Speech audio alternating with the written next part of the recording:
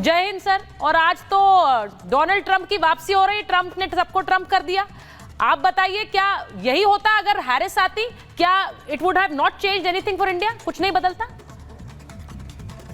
अगर सबसे पहले धन्यवाद। और आपने जो विशेषज्ञ बिठा रखे हैं, मेरी क्या जरूरत है, मैं जा रहा हूँ। ये इतने बुद्धिमान हैं कि इनकी जानकारी मुझसे कहीं ज्यादा है और आपकी तो सबसे ज्यादा है। आप कह रही हैं कि अगर कमला हैरिस जीत जाती तो क्या होता? मैम, इसमें मैं दो चीजें गिव मी 2 मिनट्स बताता हूँ। अमेरिका की साइकी क्या है, मैंने तो वहां सर्व किया है और मेरा कल 30-40 बार वहां पर गया हूँ। उनका इंटरनेशनल डायलिंग कोड क्या है? 1। उनकी एम्बेसी की गाड़ियां जो होती हैं, भारत को भूल जाइए, कई देशों में उनका जो कोई CD समथिंग उनका 1 CD दिस। उनके एम्बेसीज आप देखेंगे सबसे ऊंची उस शहर में होंगी, सबसे बड़ी होंगी, बहुत प्रोटेक्शन होगी, बहुत नौटंकी होगी वहां।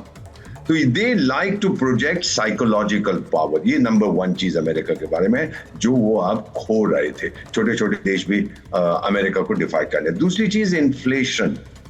मैंने ये देखा है, खुद देखा है इन द लास्ट 4-5 साल। अगर मैं पहले $5 या $10 की कमीज खरीदता था तो वो अब 4-5 गुना ज्यादा हो गई है। पेट्रोल जो $1.50 का होता था अब $5 पहुंच गया पर गैलन। अमेरिकन को ये चुभता है क्योंकि उनकी आमदनी उतनी नहीं बढ़ी है। और तीसरी चीज थी ये जो इलीगल इमिग्रेंट्स आए। ये बहुत अच्छी बात है, इलीगल इमिग्रेंट्स आएंगे। मेरा ख्याल किसी बड़ी यूजलेस इकोनॉमिस्ट ने ये क्या नाम है, जो बाइडन साहब को बता दिया था कि ये लोग आएंगे जी। न्यूयॉर्क फॉर एग्जांपल $16 प्रति घंटा मिनिमम वेज है। तो इतना हाई वेज कॉस्ट है तो आप कंपेटिटिव कैसे होंगे? इन इलीगल वालों को आने दो, वो $1-2 में काम करेंगे। चीन में तो वो 5 सेंट में काम करते हैं, तभी तो सारी अमेरिकन फैक्ट्रीज वहां चली गई। लेकिन जब ये लोग आए, उसका अनइंटेंडेड कॉन्सिक्वेंस जो अपने आप ट्रंप साहब ने कहा था, वहां पे बलात्कार शुरू हो गए, क्राइम शुरू हो गए, चोरी शुरू हो गई, डकैती शुरू हो गई। तो फिर और अमेरिकन की जॉब्स जाने लगी, उनको नौकरी नहीं मिली, अनएम्प्लॉयमेंट बिगैन टू राइज। तो ये 3 जो मेन चीजें थी मैम, जो अंडरलाई करती हैं कॉन्सेप्ट ऑफ अमेरिकन एक्सेप्शनलिज्म। उन्होंने कहा हम तो देख रहे हैं कि हमारी लीडरशिप खत्म हो गई है, और फिर उन्होंने वोट किया इस आदमी को जिसका नारा था मेक अमेरिका ग्रेट अगेन। और फाइनली जो वहां की डीप स्टेट है, आप तो जानते हैं कि हम बात करते हैं कि ये बहुत ही गहरा स्टेट है। उसके अंदर उनकी FBI है, CIA है, मिलिट्री है, स्टेट डिपार्टमेंट है। डोनाल्ड ट्रंप ने क्या कहा है? I want to give America back to the people of America. ये बहुत महत्वपूर्ण है, इसीलिए वो जीत गया है। वही चीज मैं भारत में देख रहा हूँ। मैं कंपैरिजंस नहीं करना चाहता। नहीं, एंबेसडर वोरा, आपके आने से पहले मैं एक तस्वीर यही चला रही थी कि कैसे Donald Trump and Narendra Modi दोनों ही, अगर आप चेतन उस ग्राफिक को चला सकते हैं, मुझे नहीं पता अगर आप चला पाएंगे, लेकिन दोनों के बीच की एक जो समानता है वो यही है। वो कहते हैं कि एक भारत श्रेष्ठ भारत, वो कहते हैं अमेरिका फर्स्ट। तो ये एक सोच जो है, अब एक नेशनलिस्ट सोच जो कि भारत को सबसे आगे रखती है। अभी मेजर जनरल ने भी यही कहा कि अपने देश को आगे रखने वाली सोच, सब लोग अपने देश की बात करेंगे और होना भी चाहिए। तो वही वो दोनों नेता कर रहे हैं और आई थिंक वही एक बॉन्ड है। जी, मैं इतना कहना चाहता हूं कि they are natural twins, separated by the color of their skin and the countries in which they were born. दोनों के लिए मेरा देश अव्वल, मेरा देश फर्स्ट। इसका मतलब नहीं है बाकी देश जाएं अमृतसर के छोले खाने, लेकिन दिस इज वेरी मच। तभी तो उनकी दोस्ती इतनी है। और क्या बोला था ट्रंप कि Modi is a great friend, बोला ग्रेट गाय, लेकिन वो कभी कभी चीजें करता है इंटरनेशनल ट्रेड में। और मोदी साहब ने क्या बोला है कि माय फ्रेंड डोनाल्ड, अब हम मिलके दुनिया को सुधारेंगे, मिलके शांति लाएंगे। Everything is on cooperation. मैं एक तस्वीर और दिखाऊंगी कि डोनाल्ड ट्रंप अलग अलग मुद्दों पर क्या सोचते हैं और उनके बयान क्या रहे हैं, जिसका असर सीधे भारत पे भी पड़ता है। लेकिन उससे पहले मेजर जनरल, आपको याद होगा कुछ दिन पहले एक इंटरव्यू दिया डोनाल्ड ट्रंप ने, उसमें उन्होंने नरेंद्र मोदी की एक तरह से उनको मिमिक भी किया और उन्होंने बताया कि भाई मैंने मोदी से पूछा था, और वो उन्होंने पाकिस्तान का नाम नहीं लिया, लेकिन उन्होंने कहा कि जो हमला हुआ उसके बाद मैंने कहा कि डू यू नीड हेल्प, आपको मदद चाहिए? तो उन्होंने कहा हमें कोई मदद नहीं चाहिए, हम सब संभाल लेंगे, इन्हें तो हमने बहुत बार हराया है। तो उन्होंने इसका जिक्र किया। तो इसका सीधा मतलब ये है कि दोनों देशों के राष्ट्राध्यक्षों के बीच इस तरह की बातचीत होती है, ये एक कॉन्वर्सेशन है। लेकिन भारत और नरेंद्र मोदी को जिस तरह से उन्होंने डिस्क्राइब किया कि वो सब कुछ हैंडल कर लेते हैं, वो सब कुछ संभाल लेते हैं, और ये पाकिस्तान के कॉन्टेक्स्ट में था। मेजर जनरल देखिए, जब सुचारिता, जब मैं अंतर्राष्ट्रीय स्तर पे हेड ऑफ स्टेट करके कल्पना करता हूं तो मुझे 2 चीज़ें समझ में आती है। पहला, क्या आप बोलते हो। दूसरा, क्या एक्चुअली मीन करते हो। तीसरा, एक्चुअली आप क्या करोगे। और तीनों में सामंजस्य हो सकता है सामंजस्य ना हो। और पोजीशन ऑफ स्ट्रेंथ पे जब ग्राउंड पे एक्सक्यूशन पे आती है पॉलिसीज़ का, रिश्तों का, तो ग्राउंड जीरो पे जो कार्यान्वित होगी चीज़, वो पोजीशन ऑफ स्ट्रेंथ से होगी। और आपको समोसा अपना बेचना पड़ेगा कि ये काम में तुम्हारा भी हित है, मेरा भी हित है। जब दोनों का हित शामिल होगा तो सफलता मिलेगी। खाली कौन क्या बोल रहा है उस पर जाने में, भावनात्मक रूप से प्रभावित होने में, मेरा ख्याल है उस पर दाल गलेगी नहीं। मेरी अपनी सोच है। नहीं, आपने बिल्कुल सही बोला। और जैसा आप कह रहे हैं, आज हमारा प्राइमरी फोकस इस बात पर है कि नरेंद्र मोदी और ट्रंप के अमेरिका में आने से दोनों देशों और खासकर भारत अमेरिका के रिश्तों पर क्या असर पड़ेगा, इंडिया इसको कैसे देखता है।